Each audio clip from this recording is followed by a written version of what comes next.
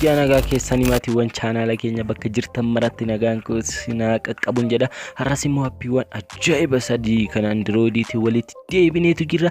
Appiiwwan kana akka jaalattan, akka itti bohaartan, akka isinitti tolu shakkii tokkoon qabu sinan gadhumaatti nu faana ta'uudhaan turtii nu faana taasisaa isiniin jenna. Gara appiitti otoo hin deemin dura kanneen YouTube chaanaala keenyaaf haaraa taatan subscribe gochuun gara maatii keenyatti dabalamuu hin dagatinaa isiniin jenna. Mallattoo bilbilaa bukkeetti dhuftu tuqachuu hin dagatinaa. Gaaffii yoo qabaattan koomeentii irra nu gaafadhaa isiniin jenna. Viidiyoo kana laayikii tuquutiin eegalla. Amma gara viidiyoo keenyaatti tole. Appiin keenya inni jalqabaa picture password jedhama. Appiin kun Play Store irra waan hin jirreef liinkii isaa koomeentii irra isiniif keenya karaa sana seenuudhaan Telegram keenya irraa buufachuu hin dagatinaa isiniin jenna. Telegramni keenya Lafeetek jedha. Achirraa buufadhaa isiniin jenna. Play Store irra waan hin jirreef jechuudha. Seenne waliin ilaali. Tole. Picture password yeroo bantanii seentan fuula kana qabatee isiniif dhufa. Go it kan jedhu kana ni tuqxu. Erga isa tuqxanii notification access kan jedhu kanarra tuqxanii notification access isa kana isa off ta'ee jiru on ni gootu jechuudha. Dhifama. Erga akkas gootaniin booda go it gootu. Amma set up your password kan jedhu kana ni tuqxu. Erga isa tuqxanii kunoo asirraa kanarras kaawwachuu dandeessu. Yoo barbaadan immoo waan biraarras immoo gaalarii keessanii bakka duwwaa kana tuquudhaan kunoo amma fakkeenyaaf gaalarii koorra fidachuu nan danda'a jechuudha. Bakka duwwaa kana tuquudhaan jechuudha. Amma fakkeenyaaf suura tokko barbaadeetan kunoo amma fakkeenyaaf suurri kun naaf haa ta'u. Kunoo suurri kun naaf ta'a jechuudha. Waan inni hin barbaanne immoo suura inni naaf kenne isa duraarra tuquudhaan irra kaawwachuu nan danda'a jechuudha. Erga akkanattiin suura gaalarii koo keessatti fidadhee kunoo mallattoo next asii nan tuqa jechuudha. Go it kan jedhu kanan tuqa jechuudha. Kunoo asitti jechuudha paaspoortichi ajaa'iba ta'een kan irra kaawwachuu dandeessan lakkoofsa barbaadan filachuu ni dandeessu. Asiiti amma fakkeenyaaf 8 filadhe. 8 diggan filadheen booda kunoo akkanattiin naa cuquliisaa jechuudha. Erga sana cuquliisee kunoo mallattoo adii yookaan xiyyaasiin agarsiistu mallattoo next kana irra ni tuqxu jechuudha. Si'a tokkoo fi erga tuqxanii go it kan jedhu isiniif fida jechuudha. 8 bakka barbaadan irra kaawwachuu ni dandeessu jechuudha.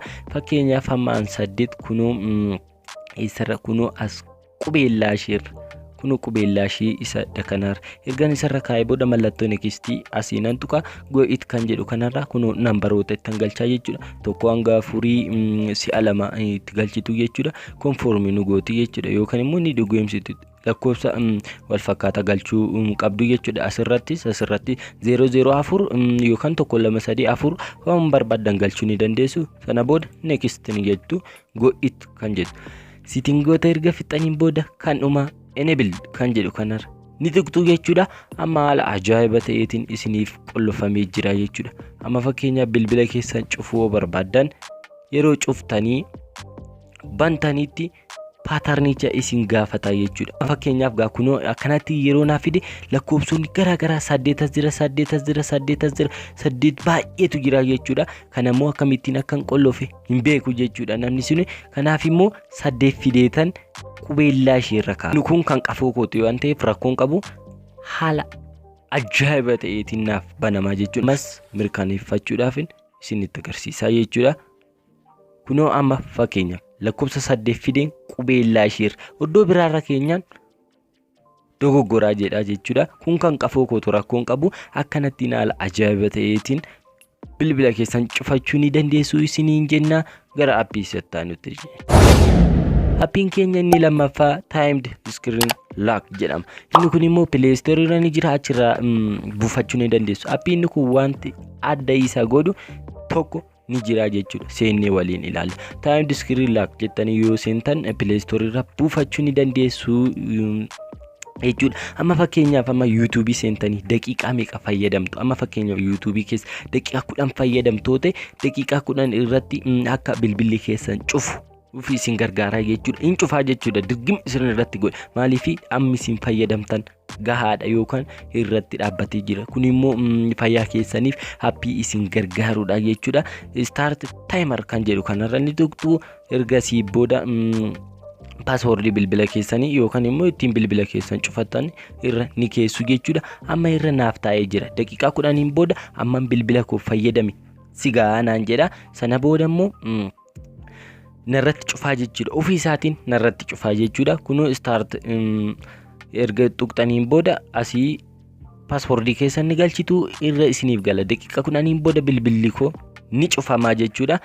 Appiin kun isin gargaara daqiiqaas immoo ol buutuus immoo xiqqeessuus kun asirraa ni dandeessu. Asiis immoo daqiiqaa keessan immoo irra kaawwachuu daqiiqa tokko gochuu sekondiis illee tokko gochuu ni dandeessu.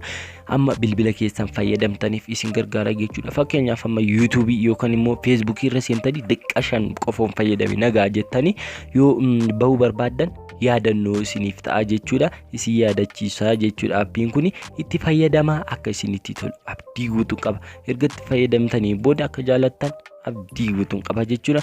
Gara appii sattaanutti.